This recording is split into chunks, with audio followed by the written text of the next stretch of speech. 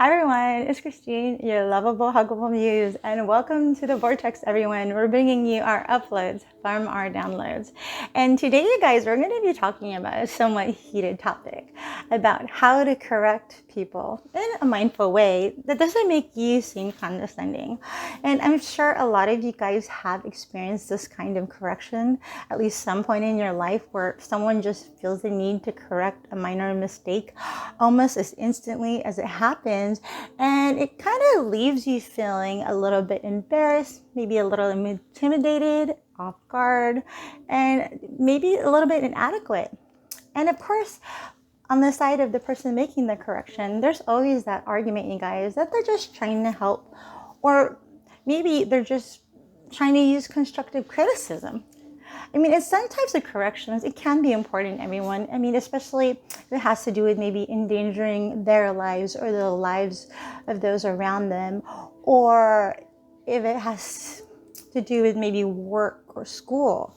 But what about in everyday life with other types of mistakes that might be a little more minor, like maybe mispronouncing a word or maybe getting a fact wrong? I mean, sometimes, you guys, we definitely have to have more empathy for people when they may not know something that we do. I mean, we need to understand that a lot of times when people don't know something or are unfamiliar with it, it's really just honestly because they just don't know. I mean, it doesn't make them ignorant or stupid. They just never came across that bit of information that you so have to come across in your life experience. So it really is neither the place for you to feel you know better than that person, or for them to even feel inadequate for not knowing. I mean, it is what it is. We all have our own life experiences, and some of us just are more aware of certain things than others. And either way the situation is, it's all right. We need to kind of be okay with that and understand that. And really, you guys, rather than just coming at them with kind of this thought process of, well, why don't you know this is right or wrong? Or how is it you never learned that? I mean, having empathy really means understanding that they may not have had that situation in their upbringing, education, or environment where someone could have corrected them for that particular mistake. I mean, for some people who may be aware of this might even cause them a sense of vulnerability and embarrassment. And they might even kind of come at you, and surprisingly, when you're trying to think you're helping them, they might be kind of defensive and saying, hey, I don't know what you're talking about. What am I doing wrong? And you know, as being the person, you guys, in the position of correcting someone, I mean, if you're a boss or if you're just a friend or a family member or whatever the situation would be, understand you are putting that person in a place of vulnerability that they might necessarily not want to be in, or probably not even very welcome. But, you know, when you do have that sense of empathy, you guys, you do tend to approach the correction in a more kind and loving manner. I mean, there are more, I'm not going to say right or wrong, but there are better ways to approach correction that might be more openly received by that person. And that's one of the things we're going to discuss today, you guys. In the article I found below, I found 6 ways to correct somebody without sounding condescending. And I actually found a few more articles that kind of go a little bit more into that and how to have more mindful thinking. So the 6th way, you guys, which I'm going to be posting up here, starts with number 1, start with something positive. So avoid going straight to the area you guys are going, well, isn't this supposed to be this or that? Because first of all, you guys, that will catch someone off guard, especially the kind of tone you're using. It might not necessarily be something someone's expecting. So start with something positive so they're kind of already open-minded with it. Like just go, hey, looks like you worked really hard on that. And then maybe address the correction. Number 2, you guys, avoid sounding authoritative. I mean, you may or may not be the authority of the particular situation, but just realize that we all make mistakes, and you guys might eventually at some point make a mistake too. And you don't want to be at the other end of that where someone does that to you. So you definitely just want to avoid that kind of higher than thou, or, I know better than you type of attitude, because that just personally is very detached, and it won't be received very well from the person you are trying to give advice or maybe correction to.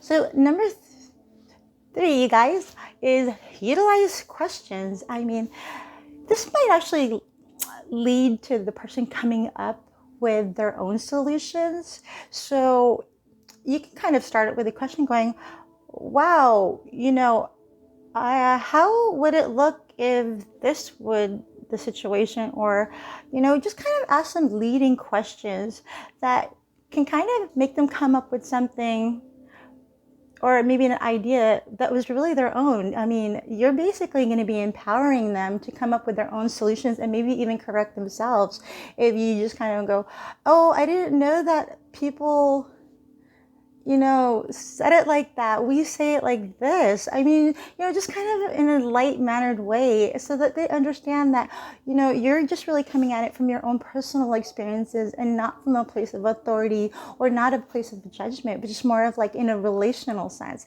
And that definitely kind of opens the doors to any kind of conversation you guys can have on maybe correcting a certain situation. And, number 4, you guys, is provide some evidence. I mean, definitely give some examples that support your theory. You can always go, you can always start with, I saw this happen to this person, a few months ago, or this happened before to this person. Whether or not the situation or example will be true for them, that's really up for the person to decide. But at least they know that you're kind of coming at it from an introspective way, in a more caring manner than just you trying to correct them and maybe make them feel a little bit inadequate sometimes. And number 5, you guys, offer help. I mean, sometimes it's great to just be able to kind of show people an example of what to do. I mean, don't do it in a way where somebody kind of just goes, oh, I feel horrible about this, I've been doing it wrong the whole time. But just kind of gently and kindly, maybe say, hey, you want to try it this way? Or just kindly give them some suggestions in a very light-mannered way, so that they'll be more accepting of the correction that you're trying to teach them. And number 6, you guys, which I think is the most important, which, even with the people I'm around, I think that that's always been something that's been important to me, is just your tone. Make sure that it's a very open and welcome and responsive tone, and non-judgmental. I know it's hard sometimes, especially when we're kind of in a rush and we're not really having time to think about it. But, when the person who's made the mistake realizes that they've made it, or at least, might come to the assumption that they do, they're already going to kind of feel bad and they're really kind of a little bit more intimidated anyway. So you just really kind of want to be a little bit more gentle or kinder to them. I mean, sometimes the correction might not even come off that way initially. It might actually be a little bit snappy, or maybe just like, hey, I'm just trying to get this done. Or it might even be in anger. But all of those things you can, I would say, try to recover from as quickly as you possibly can. I mean, as soon as you can just catch yourself and go, I'm so sorry, I didn't mean to, address it in that way.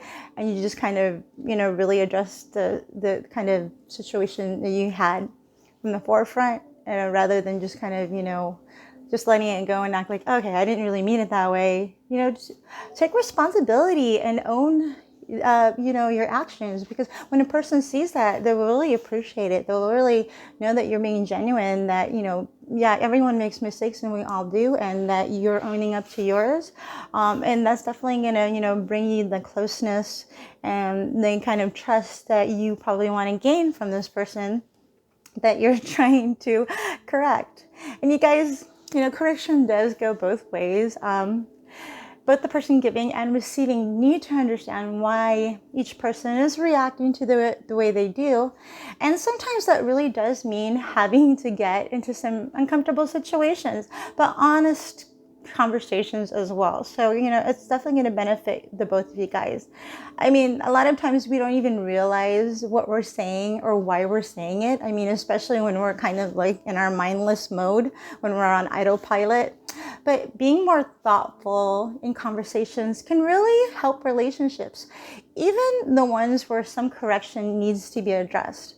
And in the end, you guys, when it comes to correcting someone, you should really ask yourself, why am I doing it? I mean, are you really trying to help that person, or are you just trying to be right about something? Because if it is to help them, I mean, just realize this one thing. I mean, if you want someone to learn from their mistakes, they're more likely to be susceptible in learning if the experience is a positive one. If someone is learning a lesson in a way that kind of causes them some kind of anxiety or fear, they're really likely to block anything you're trying to teach them. And pretty much all your efforts would go into vain anyway. So that's why I always really suggest you guys to always be mindful of just how we communicate with others. And especially when we think we have to say something, there's just some like 3 things I think that we should definitely think about before we even bring up something to anyone. I mean, and that's what I'm going to post up here, which is it true? Is it kind? And is it necessary? And that will definitely get you into more thoughtful and mindful conversations with other people, where you're just going to be a lot more considerate about how you choose to communicate with them and maybe, correct them. And, this topic is really important to me, you guys. It's just another way I think that would really help in communicating with other people and help in relationships. I mean, those are kind of just things I'm always trying to build bridges with, and just to heal overall amongst our whole collective. So that's why I even bring up the more uncomfortable topics sometimes, because it really is, great to think about them every now and then and see how not only are you affecting other people, but also how they can affect you, and just how to kind of think about it all. So thank you so much for joining me, guys. If you liked our topic at all, please like and share. Other than that, you guys, I look forward to our next meeting together. So you guys have an amazing one. Bye-bye.